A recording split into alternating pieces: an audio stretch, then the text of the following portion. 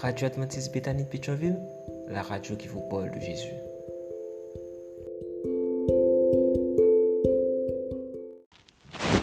La vigile matinale provient de l'œuvre de Monica Diaz, Méditation quotidienne au féminin. La méditation de ce matin aujourd'hui, 26 mars 2024, est tirée de Ésaïe 64, verset 5. Et tous nos actes de justice sont comme un vêtement pollué. Nos œuvres, page 94. Une fillette de 9 ans voulait faire quelque chose pour faire plaisir à sa mère, car quelques heures auparavant, elle l'avait mise en colère par son mauvais comportement. « Qu'est-ce que je peux faire pour que tu ne sois plus en colère ?» lui a-t-il demandé. « Rien, mon enfant, tu n'as rien à faire. »« Mais je veux faire quelque chose, » a insisté la petite fille.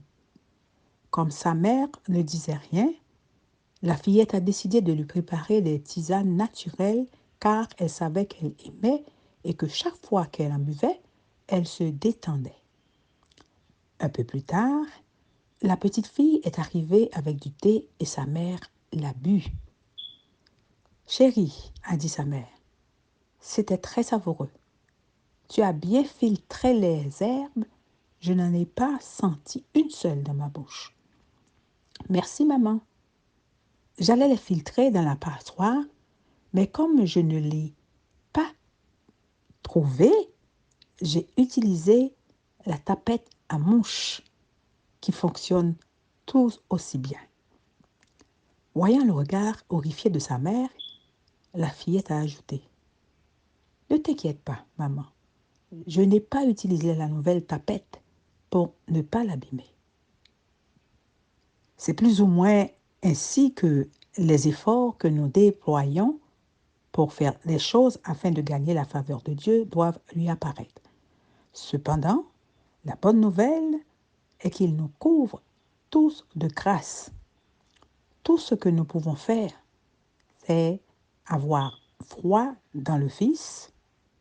Au-delà de cela, il n'y a à notre portée aucune attention suffisante ni aucune œuvre si grande qui puisse faire une différence dans sa relation avec le péché et les pécheurs.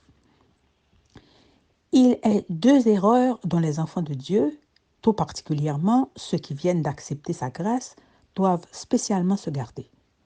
La première, nous en avons déjà parlé, consiste à se confier en ses propres œuvres et à se reposer sur quelques bonnes actions pour rentrer dans la faveur de Dieu. Celui qui cherche à observer la loi et à devenir saint par ses efforts entreprend une impossibilité.